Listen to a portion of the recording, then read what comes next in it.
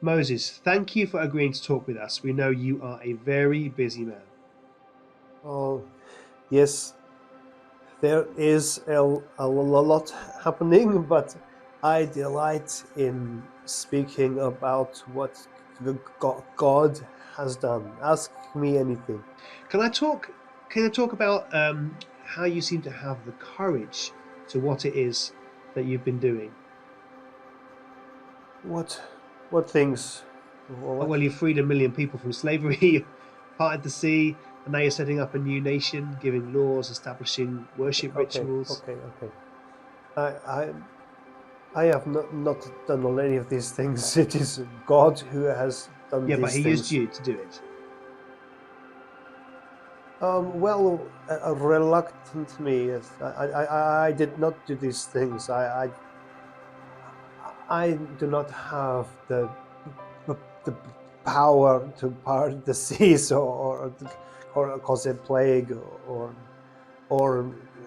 lead a nation. God has this power. And why is that like? Does it sometimes feel like a burden to carry? Um, uh, sometimes. Sorry, I struggle with speaking. So sometimes I do not like what God has asked me to do, but He is not like us. We are like Him, but He's not like us. Can you give me an example? An example of how humans are not like God, or an example of how we are like God. What do you mean that we are like God? Hmm. God, God made humans in His image. In His image, He created us, both male and females. We reflect Him, so people can be kind and good. We can be creative. We long for justice. We hurt when we see others who are hurting. We can be selfless. There is a spirituality to us all. We long for community, for freedom.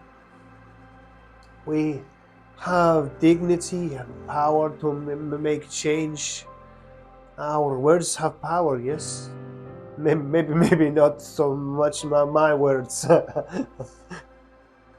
But we are also not like God? I know that I am not.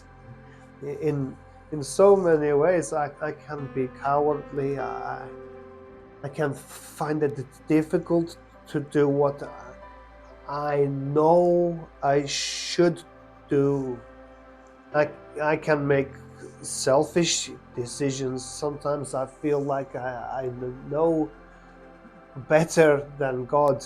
That it never goes well. But still, your teachings say that we can draw close to God. Oh, God, He longs to come close to us all.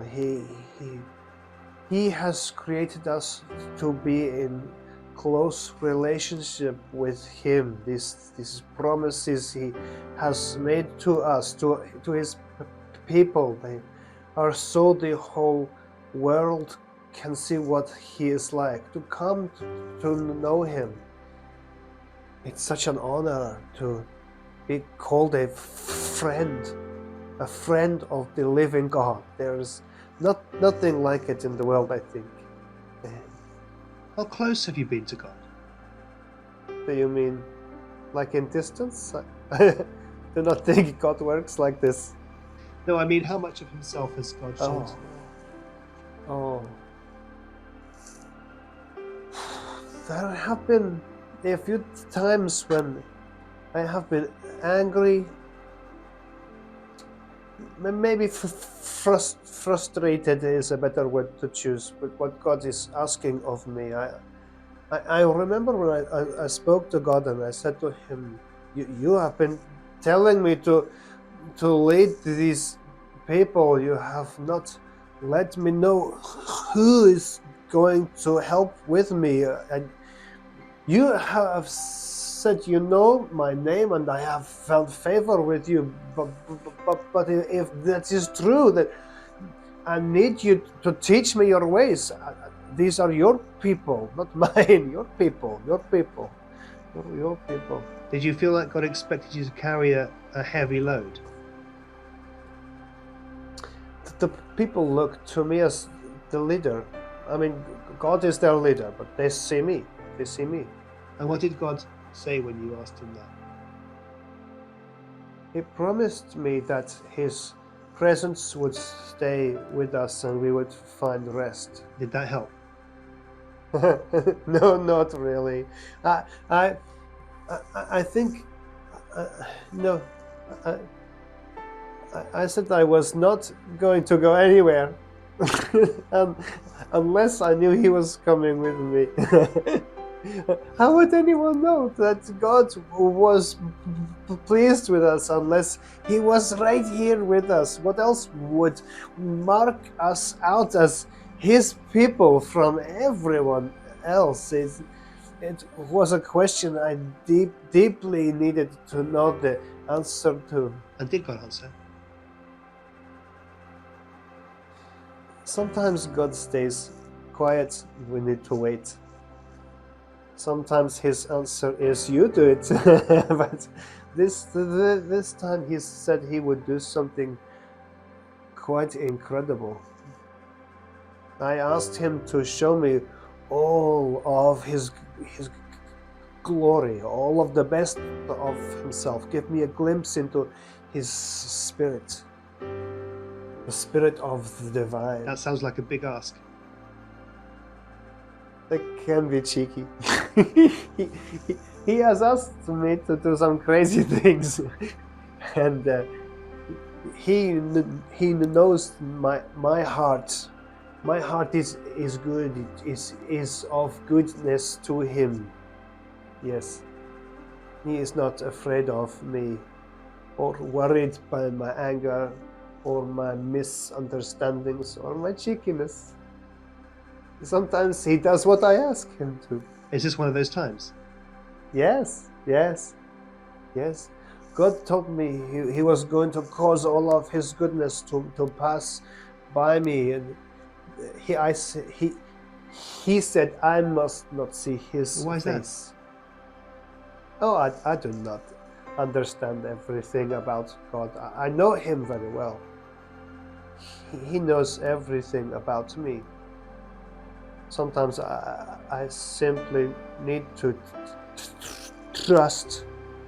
It would place me in a cleft of a rock, like a crevice or a crack, and then He would pass by me and would cover me until He had passed, and I could see the back of Him. And what did you see? I did not see anything. I have seen God in fire and clouds. I have seen Him fighting for us, protecting us. I have heard Him in a whisper and in a mighty roar.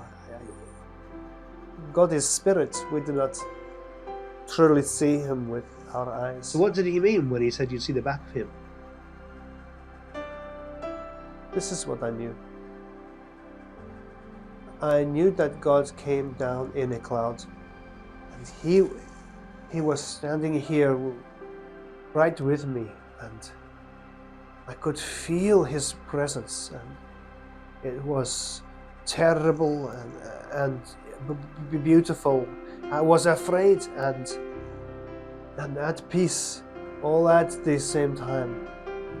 Then He proclaimed His name. I heard in my heart, I heard the Lord, the compassionate, gracious God, slow to anger, abounding in love, faithfulness, maintaining love to thousands, and forgiving wickedness and rebellion and sin. Yet He does not leave the guilty punished.